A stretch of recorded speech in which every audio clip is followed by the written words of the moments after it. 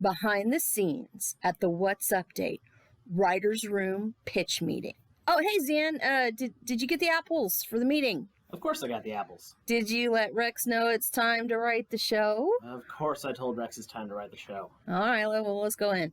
All right, guys, let's get started. Pitch me what you got. Okay, so here's what I'm thinking. We have like a really long segment over the beginning part where it's just this animated germ with a really annoying voice that keeps talking and talking the entire time. But then, I just pick up a Nerf gun out of nowhere to start shooting at it. Okay, so it's just an annoying germ. That's just dumb. That just sounds like a waste of time. You're wasting your viewers' time. Sorry, what else you got? Okay, I got some. All right, so what we do is we have an animated character. Another animated character? No, stick with me here. Okay, so we have an animated character, and he's kind of doing like a bit of... Who's going to animate these characters? We'll get somebody. Anyway, so we have this animated character, and then we have him like doing a little, like a dance sequence, and then what we do is we make up kind of words to a song, so we do like a fun parody type song.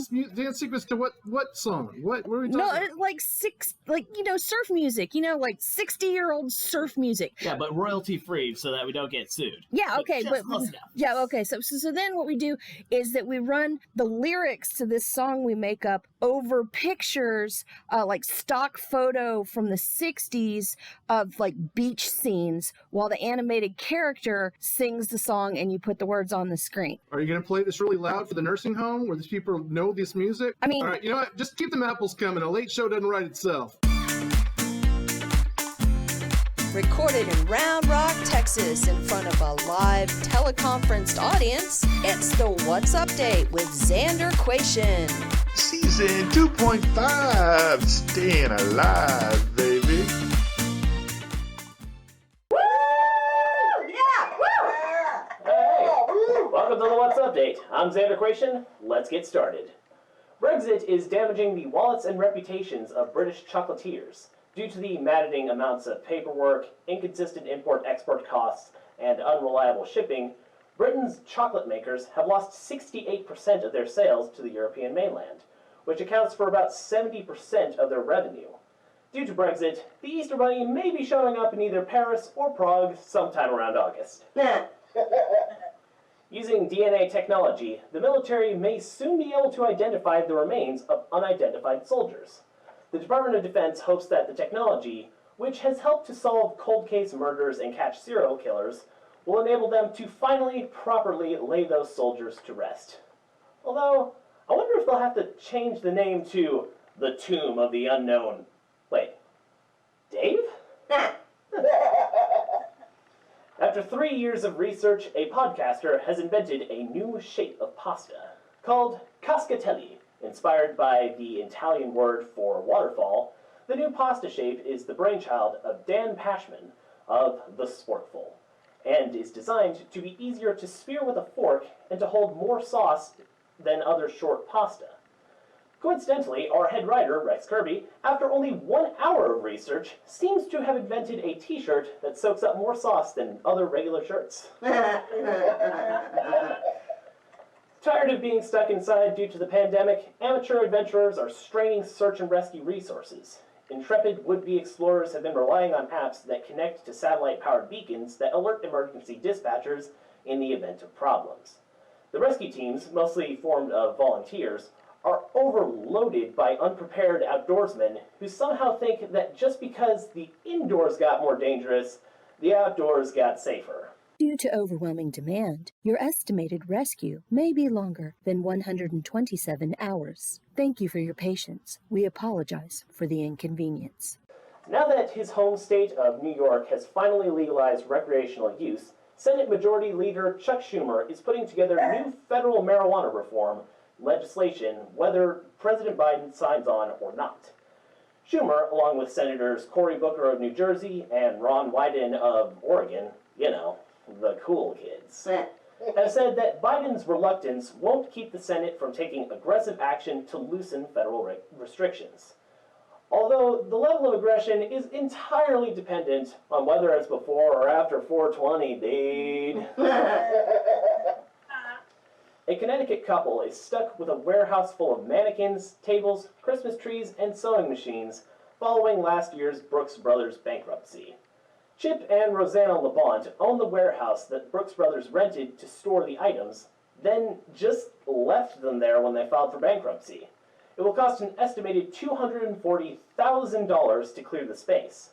J. Crew, Ann Taylor, and Men's Warehouse also filed for bankruptcy, as remote working during the pandemic and the cancellation of proms, weddings, and other events caused consumers to purchase less business and formal attire.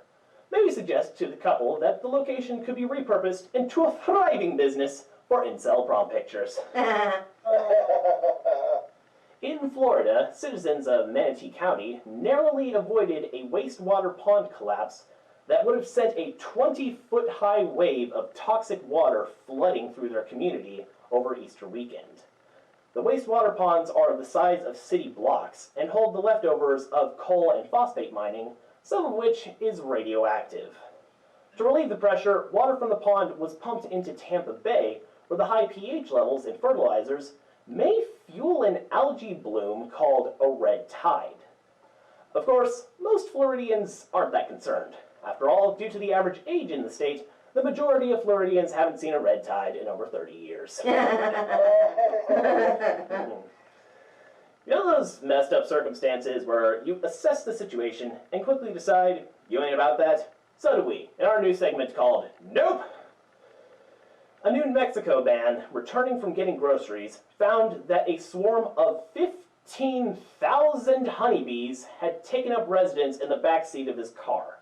The bees had apparently split off from a hive with a new queen and saw the open window of the car as a place to rest before they found a permanent home. Luckily, when the man called 911, one of the responders was actually an amateur beekeeper who suited up in his gear and lured the bees into an empty hive box that he treated with lemongrass oil, which mimics the scent of the queen. They were lured in by the smell of lemongrass. Maybe they were Vietnamese. And another big nope. After the heavy rainfall and flooding in Australia, huge swarms of one of the deadliest spiders on the planet are invading New South Wales. The spiders, including Sydney funnel-web spiders, are seeking drier areas, and that includes people's homes. How'd you like to come home to that after evacuating for floods? Alright, we got good news and bad news, mate. What's the good news? Good news, that your house isn't flooded. That's great. Didn't let me finish, mate. Good news, the house isn't flooded with water. Yeah. Back to our regularly scheduled disasters. In protest of Georgia's new restrictive voting laws, Major League Baseball is moving this year's All-Star Game and MLB Draft out of Atlanta. Georgia Representative and Republican Marjorie Taylor Greene tweeted that the MLB needed to keep the politics off the field and stop ruining everything, before someone informed her that she was watching the Jackie Robinson story and not a live game. Yeah. And speaking of unrepentant racist douchebags, Texas Governor Greg Abbott also rolled into the Georgia debate by stating that companies need to stay out of politics amid corporate backlash over GOP attempts to pass election reforms. Texas companies such as AT&T, Dell Technologies, and American Airlines have taken a stand against the tightening of Texas voting rights. The Republican voting bill includes limiting early voting hours, prohibiting local election officials from sending vote-by-mail applications to voters, and banning drive-through voting. The bill even requires a doctor's note for Texans with disabilities who are asking to vote by mail. So, guess you'll have to get your note early, Greg. Otherwise, you're going to have to sit your ass in line with the rest of us plebs on Election Day. Yeah, I said it. I ain't sorry. And because it's not enough to just be a dick about voting, Governor Gregg issued an executive order that makes Texas the second state to ban vaccine passports.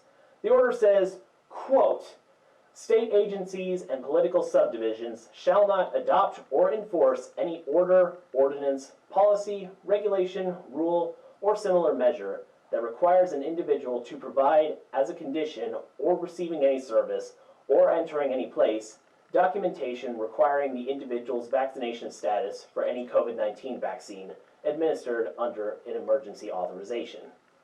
Oh, but you sure as shit better bring in 10 kinds of ID, including NASA astronaut credentials, if you'd like to vote. In a rare moment of so-called conservative humanity, Arkansas Republican Governor Asa Hutchinson vetoed a bill banning medical treatments for transgender youths, only to have the veto immediately overridden by the Republican state legislature. The bill prohibits doctors from providing transgender minors with treatments such as puberty blockers and hormone therapies, or referring them for such medications, as part of a wave of legislation in at least 17 other states seeking to restrict the rights of transgendered youth. We here at the What's Update would like to thank Governor Hutchinson for doing his best to protect the transgender community, and also ask the Arkansas State Legislature why they are so concerned with the private parts of minors in a bill endorsed by Women for America First, Matt Gaetz, and NAMBLA. Fox News launched a late-night comedy show hosted by Fox political commentator Greg Gutfeld. The show is called Gutfeld, with an exclamation point, because punctuation is hilarious. Or it would be if the lead-in audience left over from Laura Ingram's show included more readers. Of course, it would probably do better on Fox if, instead of an exclamation point, they just wrote it in all caps. Because Fox viewers love all caps. Because it means they don't have to reach for their reading glasses.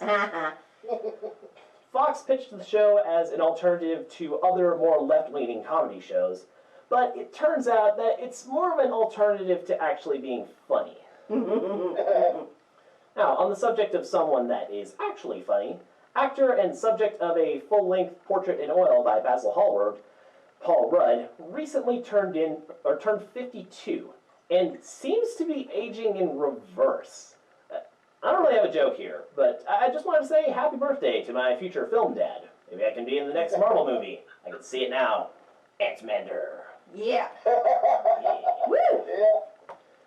In our continuing coverage of Dixie Pixie, Living Legend, and National Treasure, Miss Dolly Parton, we present our recurring segment, Dolly Watch.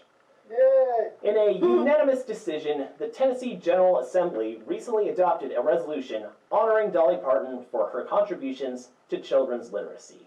Miss Parton's Imagination Library provides free books to children from birth to the age of 5. It was created in honor of her father, who never learned to read. The resolution is meant, quote, to recognize and honor beloved Tennessean and cultural icon Dolly Parton for her contributions to children's literacy. It remains to be seen if Miss Dolly will once again humbly pass on official praise and adoration. However, we will continue to sing her praises, even if our singing sounds like 3 squeaky wheels on a decade-old shopping cart. We'll be right back. Woo! Yeah! Alright. Yeah! Alright! Woohoo! Welcome back. In Dungeons & Dragons, a lich is an evil spellcaster who has become undead through the use of dark magic. They possess the ability to cheat death by hiding parts of their soul in objects known as phylacteries. For non-D&D dweebs, think Lord Voldemort and Horcruxes. But then let that thought go, because screw Joe Rowling and her turf bullshit. Word. Enough of bitches, back to liches. Since a lich's soul is inextricably linked to its phylactery, merely destroying the body will not permanently kill it. In such cases, its soul will return to the phylactery, and its physical form will be resurrected by the necromancy keeping it undead. The only way to permanently eradicate a lich is to destroy its body and the phylactery as well.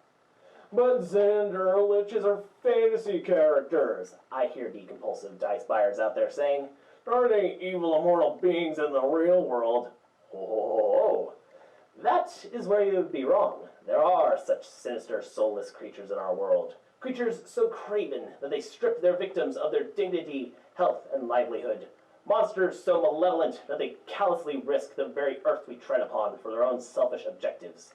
Villains so vile, they metaphorically, and sometimes literally, enslave mankind without regard for status or station. And no, I'm not talking about Mitch McConnell. Nah. Well, not yet, at least. Nah. I'm speaking of corporations. Hey man, are you some kind of commie, bleeding heart, liberal fascist that wants to turn the world into a socialist nightmare? Going all accounts there, Bubba Jim Bob. Unfortunately, I don't have the time today to teach you the difference between communism, socialism, and fascism. Though, I don't know, maybe we'll do that for a different episode. Where was I? You being a anti-corporate commie pinko libtard? Oh, yeah, that sounds about right. Okay, I'm not here today to regale you with the many evils perpetrated by multinational corporations. We're all well aware of what they do in the name of protecting the wealth of stockholders and the multi-million-dollar bonuses for their CEOs and boards of directors. So, here's the thing. In the strictest legal terms, corporations are people. Citizens United versus Federal Election Commission was a landmark U.S. Supreme Court decision in 2010 concerning campaign finance. The court ruled that the free speech clause of the First Amendment prohibits the government from restricting independent expenditures for political communications by corporations, including nonprofit corporations, labor unions, and other associations. The money equals speech, and corporations have the same right to free speech as any individual citizen. The major difference is that they have a lot more cash to buy a lot more free speech than us ordinary non-incorporated plebs. Corporations are protected by the same Bill of Rights in the Constitution that are extended to living, breathing citizens. The end result of all this is that corporations are technically people. They are also, by design, immutable, unfeeling entities.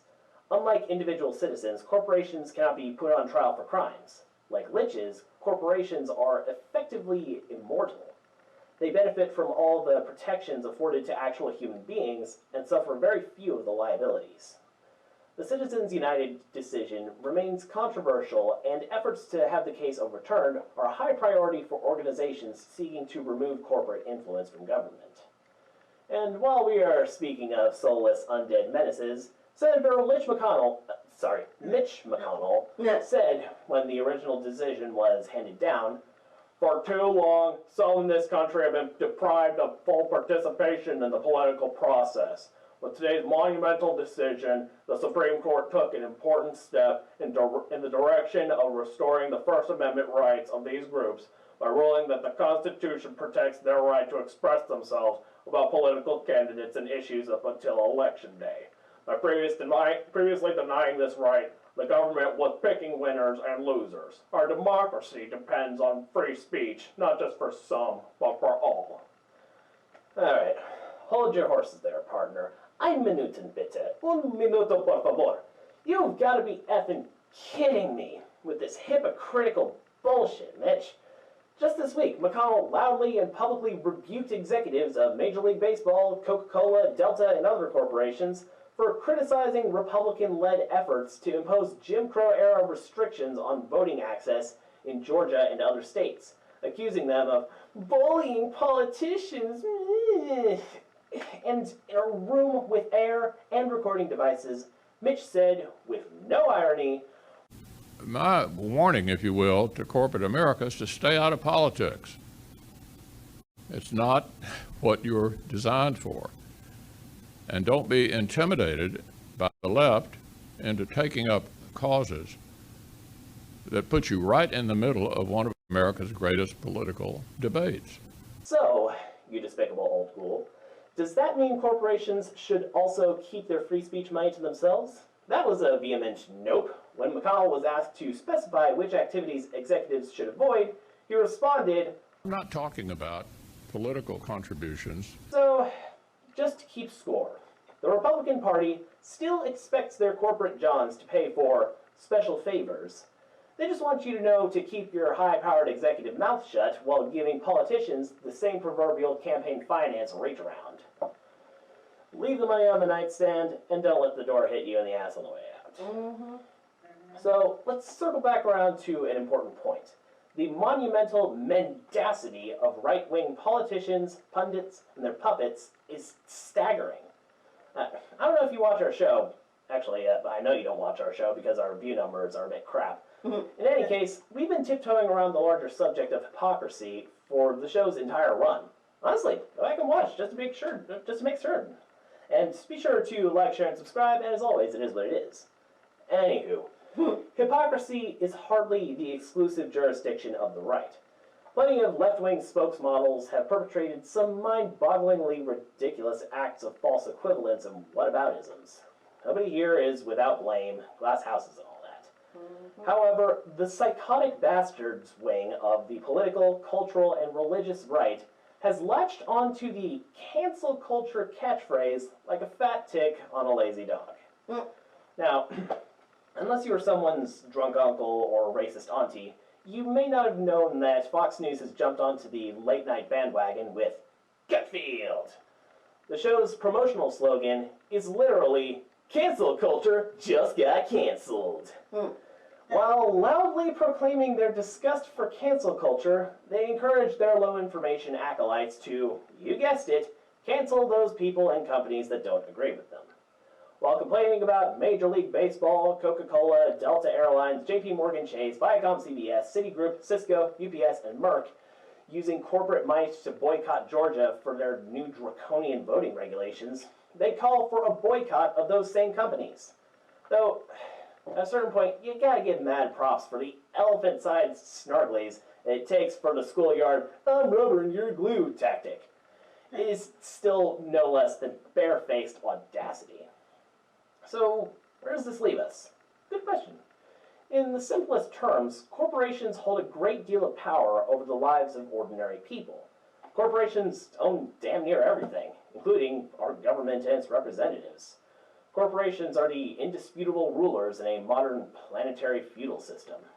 If we the people continue to allow corporations with their lich-like ability to endure in perpetuity to dominate the planet and all living things on it, then we must accept their personhood as sacrosanct. People have rights. However, if we collectively agree to stop allowing corporations to dictate everything from public policy to human sovereignty, then we can free ourselves from their power and influence over our lives and our governments. Their billions of dollars worth of free speech would hold no power. You can't have it both ways, Mitch. A lich can only really die if you destroy its phylactery. Wait, I got it. Quick, somebody bring me Google's articles of incorporations and a match. It's worth a try. We'll be right back. Woo! Yeah! Welcome back. We're really excited about our guest today, so we'll just jump right in with our standard questions. Who you, what to do, and why? Well, I am Alonzo Bodden. I do stand-up comedy primarily. I do some other stuff, radio and so on. And why do I do it? Because it's my passion, because I love it. What else am I going to do? I gave up the day job a long time ago. You'd be amazed at how common that response is. Just can't imagine myself doing anything else. I'm sorry? A lot of the responses we get to that is can't imagine people, a lot of the people we interview can't imagine themselves doing anything else.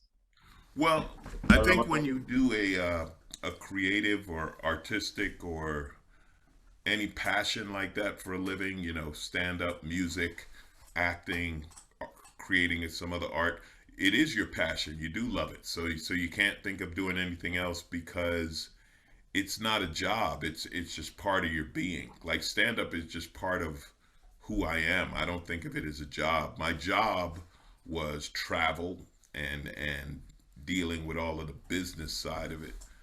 But the creative side, being a comic, is living. Oh, very nice. Is there anything you're working on right now or have coming out soon that you want to tell our audience about? No, I mean, right now, you know, this with the pandemic and the shutdown, all the clubs are shut down, production is at a minimum. And so, you know, so what we work on, part of our creativity now is finding ways to work. Outdoor shows, drive-in shows, Zooms and stuff like this. So, no, I don't have a particular project. I know some people who are far more industrious than me that are learning a foreign language or writing a book. But I think the closest thing I'm doing is trying to keep an eye on this puppy behind me and make sure he doesn't be in the office in the course of this interview. You wouldn't imagine the problems we have with trying. I have to constantly try and keep my two cats out of the room. And even if I keep them out of the room, they'll just go up to the doors and be like, I'm in. I'm in. So talking about the pandemic, how's the pandemic specifically affected your ability to find work in comedy these days? Well, you know, the main thing, the work we do is in front of people. and that's all been shut down. For example, the first quarter of every year, and it's one of my favorite gigs, I do these jazz cruises. They're charter cruises with a bunch of different jazz artists. I've been doing them for over 10 years. I absolutely love them. I love the music. I love the fans. I tell everyone I'm the fan with the best seat in the house because I'm, hanging out with the musicians and backstage. And none of that happened this year. Just for Laughs, the biggest comedy festival in the world. I go every year. Yeah. Didn't happen. Numerous clubs are shut down. Some of them won't make it back. So all of that work is just gone. And we don't know when that work's coming back. It is not considered essential to open the Laugh Factory or Just for Laughs, The adaptation to doing it via Zoom, it's not the same. I always say that people like, what's the difference? It's the difference between playing Grand Theft Auto and stealing a car and running from the cops. It is that drastic a difference. Getting in front of a live crowd, the energy, the creativity that comes, that doesn't happen on a screen. Even though now we're at a point where we unmute and you can hear people laugh, which helps, it's still not even close to being the same. So yeah, everything has changed. Travel, I used to be on an airplane every week. I flew easily 100 to 130,000 miles a year. When the shutdown initially hit, I was in Cape Town, South Africa, doing a Cape Town Comedy Festival. So when you ask what's changed, everything. Yeah. And part of it's really tragic. A lot of places that not only had to shut down for a while, but some of them that actually had to close down for good, like Cap City Comedy in Austin just went under last year, I believe. Yeah, don't worry about Austin though. Joe Rogan is down there, and he's going to be building an entire comedy world around him. So Austin will be all right. It's good to know. Maybe we can get a little more publicity for the show with that in mind. So you mentioned that you're a big fan of jazz and stuff, especially with that event that you often go to. So who's your favorite jazz musician? Oh, there's so many. This is the thing I love about jazz and what jazz and comedy have in common. They have a long history of being together. Comics have opened for jazz musicians since, back in the, 40s, when there was always a comic who hosted at the jazz club. It's the creativity. It's the creativity and the spontaneity and the improv that they both share. Everyone says that every musician wants to be a comic and every comic wants to be a musician. And I find that to be quite true. So when you talk about jazz artists, from current artists like Robert Glasper and Christian Scott to the sort of mid-range classics, I guess, like Marcus Miller and the late George Duke was fantastic. The late Al Jarreau, one of the greatest jazz vocalists of all time. And then, the classic people like, listening to Miles Davis or Cannonball Adderley and seeing where it came from. And there's just so many. There's a whole thing going on right now where jazz and hip hop are coming together.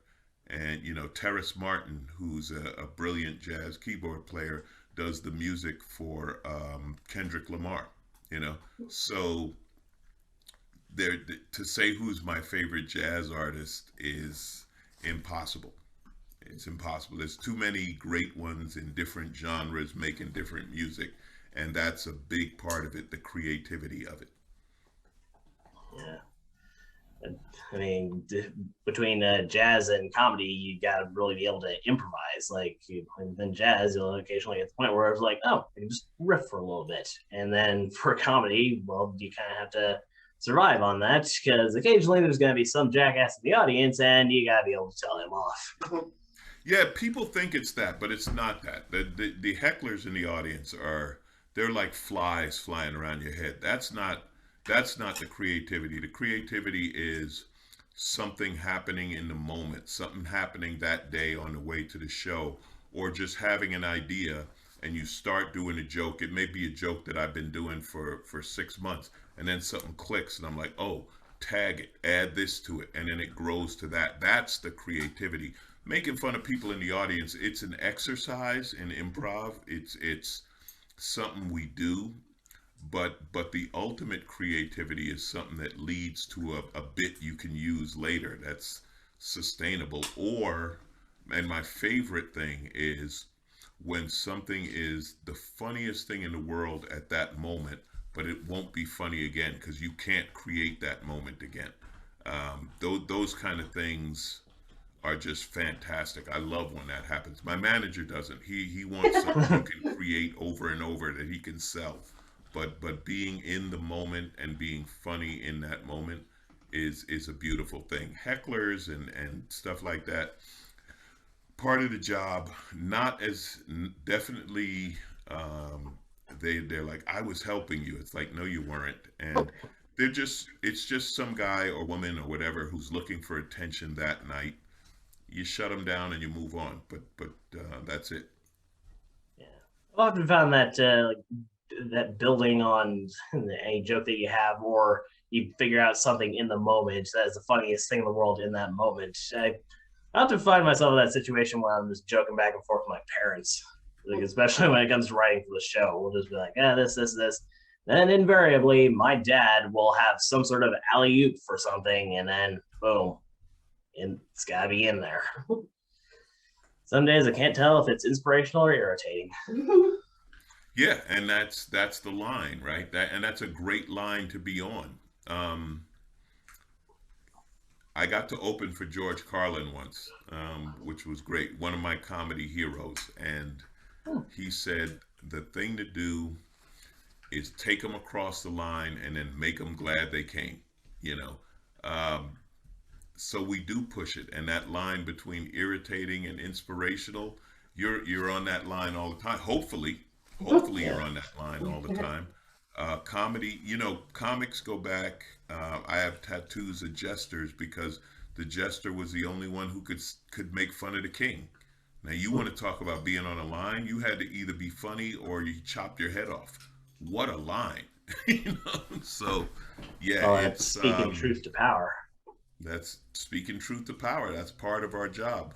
And then we're also the escapist. We're both. We have speaking truth to power, and then we have a complete escape from reality because reality can be so tough sometimes. And on any given day, we could be either one. And there are different comics that do different styles that become one or the other. You look at Steve Colbert and Jimmy Fallon, for example. Steve Colbert's late night show, always issue driven, on the news, making fun of people, blah, blah, blah. Jimmy Fallon, silly sketches, complete escapism, So, yeah, there's both of them. Well, then also talking about the staying on the line between interesting and irritating. I think it was actually something that Jim Jeffries brought up in one of his comedy specials. Have you run into any issues with people getting upset about jokes that you have told earlier in your career? I wish it happened more often. I wish I could get more publicity. I'd love to be canceled because getting canceled is nothing but publicity. Nobody canceled has gone away. Even Louis C.K., right, is coming back, and Louis C.K.'s fans want to see him. And I'm not saying what he did is right or wrong or whatever, but I can't be held responsible for something I said 10 or 15 years ago because society was different 10 or 15 years ago. And I use this as an example. And I don't know how old you are, so I don't know if you remember. In 2004, a big part of how George Bush got reelected was being anti-gay marriage, even threatening to add a constitutional amendment to stop gay people from getting married. And that was big. 10 years later, gay marriage became the law of the land and the Supreme Court did it, right? So society's always changing. And if you want to go back, you can go back and find anything. I mean, I'm black. How many laws were there in segregation? And it's not that far back. I mean, Louisiana, or Alabama rather, just legalized interracial marriage in 2001. It is what it is. The society changes, moves forward. Some ways we become more understanding. In some ways we become less understanding. But if it's funny, then people will buy it, you know. And again, something you said 10 or 15 years ago, God, I wish that would happen to me. No one cares what I said. The midget bit, I would have thought the midget bit would have got me canceled. Nothing. It's like the John Mulaney bit, like, you can't say midget on television. I sure would like to. So does that tendency for like people on social media to hyper react to these things affect your creation of new material in any way? No. For one thing, social media isn't real. Social media is, for the most part, high school, right? There's the cool kids, there's the nerds, there's the whatever else, you know, the pretty people, the this and they talk, and it's all just noise in the ether. When somebody starts throwing hate at you and you look and they have 8 followers and you have 25,000 or 100,000, then they're just trying to piggyback on your followers. That's what they want, or it's a bot. You know, there is danger in social media. There's real danger there. There are people who are bullies. There are stalking and stuff like that. But the trolls, for the most part, are harmless, and they're looking for attention. And I don't give it to them. Someone told me a long time ago, stay out of the comments, because if you like the good ones, you have to accept the bad ones. So just leave it alone. And that's pretty much my attitude toward it. And I believe it was actually in your most recent comedy special, the one on Amazon Prime, was Heavy Lightweight, I believe. Yeah.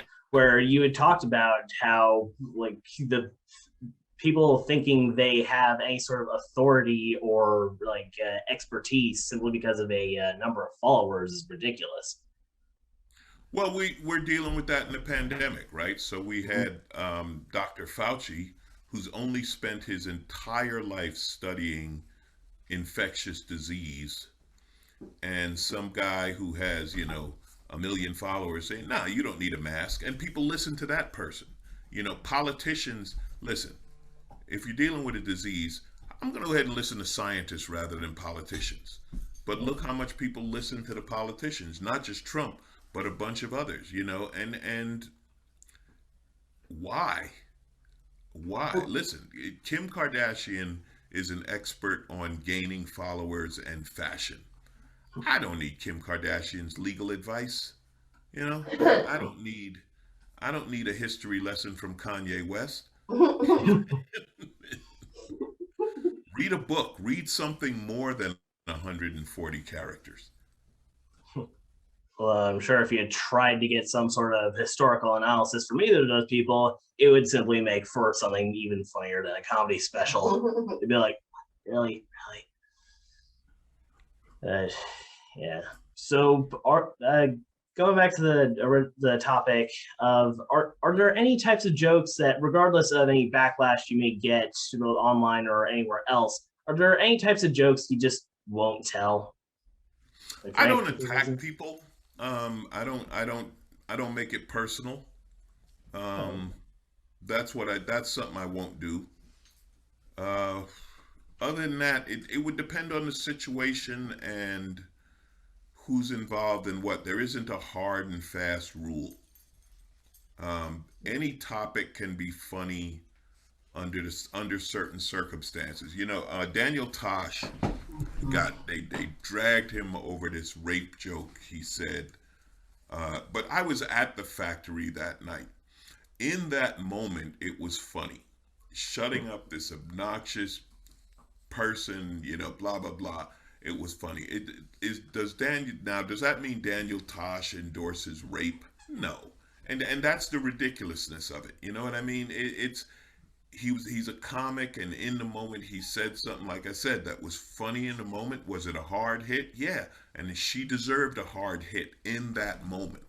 You see, to judge everything about Tosh based on that is ridiculous. When Kevin Hart made gay jokes about his son, you know, if my son was gay or this or that, at no point do I think Kevin Hart doesn't like gay people, right? And there's a difference with a comedian saying it on stage than when Trump spews hatred against blacks or Latinos. Now you're talking about the president of the United States. It's a whole different person saying it. It's coming from a different place. And no, you don't get to be a political figure or something and say, "Oh, I was just kidding." Like, no, you're different. It's a different mindset. If you're the boss of a company and you make inappropriate comments about women who work for the company or something like that, I call it other, right? They're always attacking other. Other might be female, might be minority, might be immigrant, might be whatever. It's something other. If you're attacking that, if you're in a position of power, that's not cool. That's not cool. But those things are not the comedy stage. Comedy stage, completely different. When you walk into a comedy club, you're like, yeah, they're going to say some shit that's inappropriate. You know, it's our job. It's like if you go to a comedy show, they're going to say something inappropriate. What were you expecting otherwise? Right. And it depends on where. Like if you're on a Disney cruise, sorry, I'm just keeping an eye on this character. If you're on a Disney, Oh, no, you're totally fine. you're not going to hear, sex material. But if you're in the Laugh Factory on a Saturday night, yeah, you're probably going to hear something about inappropriate dating. Well, speaking of like the Laugh Factory and then like other things like that, switching gears a bit off the heavyweight stuff. So early in your stand-up career, you did Showtime at the Apollo and then Just for Laughs Festival in Montreal, only about a year apart. And I must say, it's impressive as all hell. And both of those shows are long-standing comedy institutions. So did you ever find it intimidating or anything like that to perform on such legendary stages? The Apollo's absolutely intimidating. Probably the most intimidating stage you can find, because the Apollo, they told you before you start, they're like, look, you got about 30 seconds. And if they ain't laughing in 30 seconds, the boos are going to rain down. So there's no way around that. It is what it is. But to do it and to kill on the Apollo stage is one of the most gratifying moments there is. And I did that. And I the second time I did the Apollo was when I could enjoy the history of the club. Because the first time you're not even looking at the theater. You're like, I got to hit that stage and hit it hard and, not look back. Just for Laughs, I have such a long, amazing history with Just for Laughs. Just for Laughs is where I became a comic. When I went to New Faces in Just for Laughs, I was unknown. I was a new face. I had a killer set, and I walked off that stage with producers and agents and everybody. Who is this guy? We want to talk to this guy. But more importantly, I had the respect of comics. I had worked as a doorman at the Laugh Factory, and suddenly Dom Herrera is like, hey, the doorman's pretty funny. It was one of those situations where I was fortunate that I didn't know enough to be scared. There are times when you go up, you don't know enough to be scared. So in the middle of a joke I was doing, hold on a second. Oh. Thank you, that's not food. Jesus. Good delivery. In the middle of a joke I was doing, I told the crowd to shut up. And my manager was like, when you told the crowd at New Faces in Montreal to shut up, everybody stopped what they were doing and just said, who's that guy? Because I didn't know I wasn't supposed to, because to me it was just doing a set. And I wasn't putting up with no shit,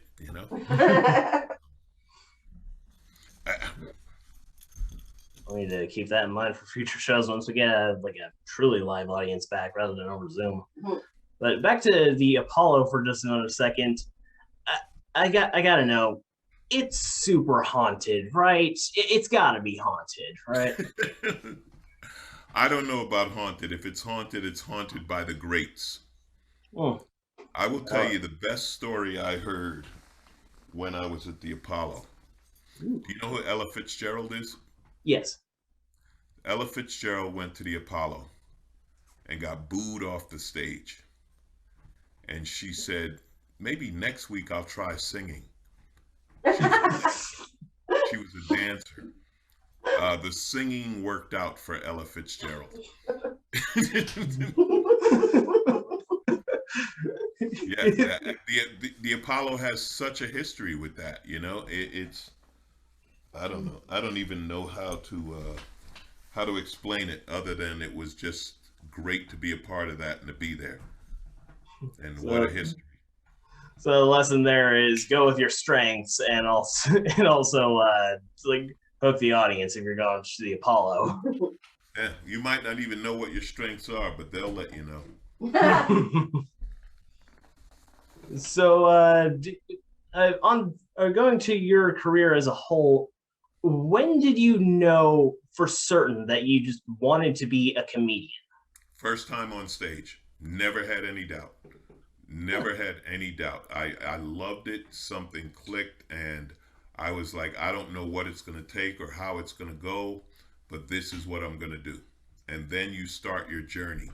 And I had a bunch of crappy jobs and some good jobs and this and that. But the idea, yeah, I never thought of doing anything else. Could you give us the story on your first stage performance? On my what? On your like first time on stage. Well, the very first time. So I took this comedy writing class, and the graduation was doing a 5-minute set. And it was like going to be a Saturday night show at this theater, and we're inviting friends and family and all of that. So the Wednesday before that, me and a guy in the class were like, hey, we should go do an open mic and try to prepare. And we went to this comedy club. They had an open mic in the bar. I did like 2 minutes and froze. My mind just went blank, and I just stood there and I walked off. But it was still fun. It was like, wow, that was, you know. Then that Saturday night, I did the graduation show. There were a couple of hundred people there in support. There were a bunch of new comics doing it, and they were in support of all of us. And it was so much fun that it clicked, and it was like, yeah, this is the drug. This is what I'm going to do. And I just started, I mean, you get up the back of bookstores, bowling alleys, coffee shops, you know, anywhere you can get on stage, you get on stage. You annoy the hell out of people doing comedy where it should never be done.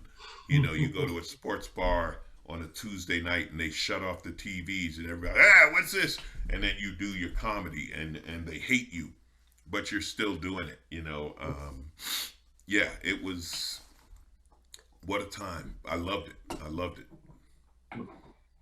A question that like when I want to like talk to a comedian, I just want to ask, are you the funniest person in your family? I think my mother was, but I went pro.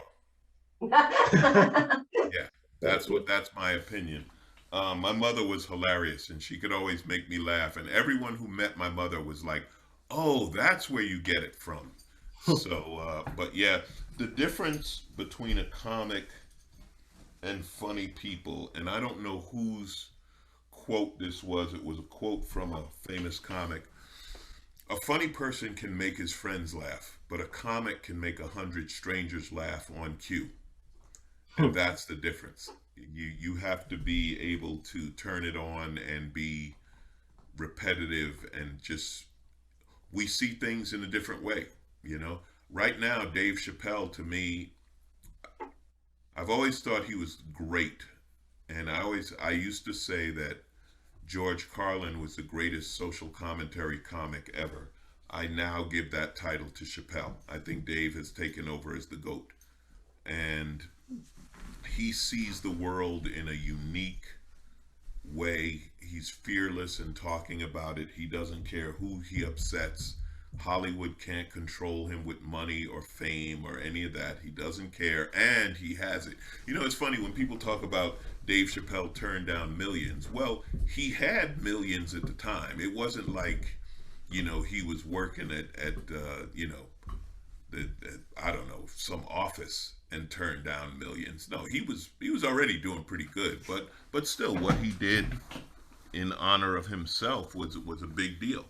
So yeah, I don't know, man. I love it. I've loved it from the start. I think comics love being comics, and that's why you see like a Jerry Seinfeld, right? Who was worth, I don't know, 300-400 million, and said, nah, I'm good. I'm gonna go back to doing stand-up, you know, because comics love being comics. It's all a matter of not just what you're willing to do, but it's what you want to do. And like I said, it's a part of you. It's a part of you, so you just do it. So, not getting on to something a bit lighter. Your IMDb listing for the show Jay Leno's Garage identified you as a car nerd, and your work on how to build everything means you're a bit of a science nerd too. So, how did you get into all this mechanical stuff in cars? I grew up loving it. I always liked how things work. I had a love, you know, from taking apart bicycles when I was a kid and loving cars and motorcycles and reading all the magazines and this and that. Then I went to aviation high school. I learned to fix airplanes, and that was my first career. So, yeah, I've always had a love of things mechanical. And, you know, Jay is a gearhead. When I did the Tonight Show with Jay, and hold on a second. All right, stop it. Take your time. Jesus.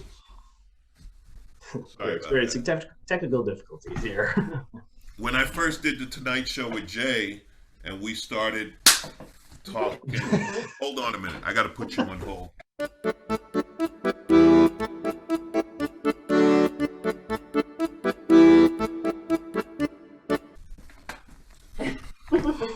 I told you I had about 30 minutes. We're almost done. I know his attention span. Well, we'll get to the last question, or well, if you get like a little bit more time. What are your favorite? Say again. Go ahead. What's your question? What are your favorite eras and styles of cars? I don't have one in particular. My favorite car is a Porsche 911. I think that's the greatest car ever built. I've been lucky enough to have a few from different eras. I still wish I had the ones I had from the 70s and 80s, because those would be worth a fortune right now. But they're really, and you know, people think, oh, you want to get a Porsche to show off or pick up women or something like that. But when you drive one, you realize, no, this is the ultimate driver's car. They're just so much fun to drive, you know. But I've driven, you know, especially when I was doing 101 cars. I mean, I drove a Model T. I drove a 1927 Bentley, but I also drove a Dino Ferrari and an Acura NSX. I drove everything, and they're all fun for different reasons in different ways. I think we're in the golden age of cars right now because the technology has given us the crazy performance along with comfort and reliability. So, like, I had a friend who's a big hot rod guy, and he was talking about, you know, his whatever 1960s muscle car. And at the time I had a Cadillac CTS-V, and I was like, yeah, but I also have over 500 horsepower and heated seats. So he was laughing now. So I won't take up too much more of your time, because honestly I could go on talking about the car thing all day. So just a final question we're asking all of our guests this season. If you had a magic wand or a genie's lamp or some other magic item that would allow you to change 2 things about the world, what would you change? I'd open it up. People, you know, one of the great things about being a comic is travel. I've done comedy all over the world, and you learn that people are far more alike than different. And if the world were open to where we would see and experience other cultures, I think that would naturally destroy a lot of the hate. I have said that if I knew how to say my boss is a jerk in 7 languages, I'd be welcome in those 7 countries. Everyone's boss is a jerk. No, parents and teenagers it's a hassle. It doesn't matter whether you speak Farsi, Chinese, English, or Portuguese, okay? It's the same thing. So I would love to see that. And you know, the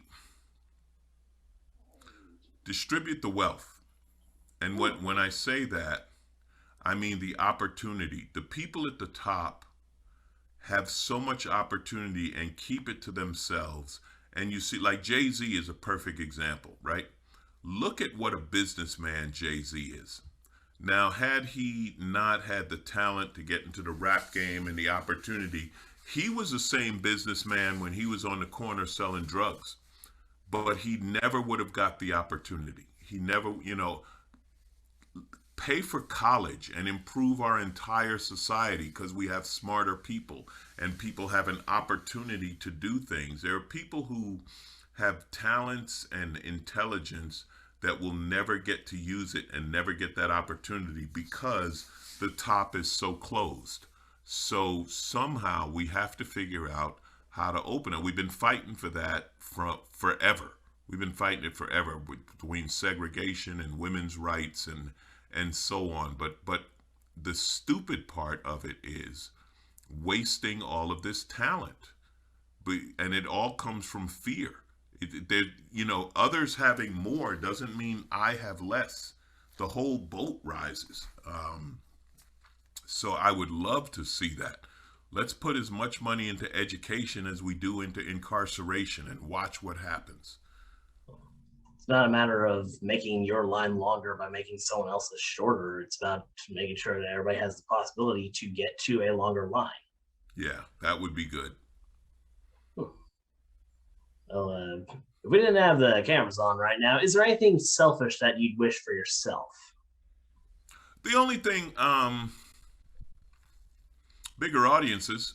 Yeah, bigger audiences. I'm serious. I mean, that's what every comic wants, a bigger crowd to talk to. I've learned some things in my career and some mistakes I've made, and one of them is publicity and self-promotion. I wish I had known more about that and worked harder on it. And I tell young comics all the time, that's your job. Sell yourself, sell yourself, sell yourself. I love that I worked on the art, and I love that I'm respected as a comic for that. But listen, there's as I tell friends who have it, I'm like, there ain't nothing wrong with, you know, a few $1 million in the bank to sit, you know. So yeah, I would have loved that, bigger crowds. All right, I think that's probably a good place to wrap it up. Alonzo Bodden, everybody. We'll be right back. Thank you. Oh, hey, thank you very much for watching. We'd like to thank Alonzo Bodden for being a really great interview and overall really chill dude to talk to. If you haven't gotten your vaccine yet, what's stopping you? Get out there and get it done.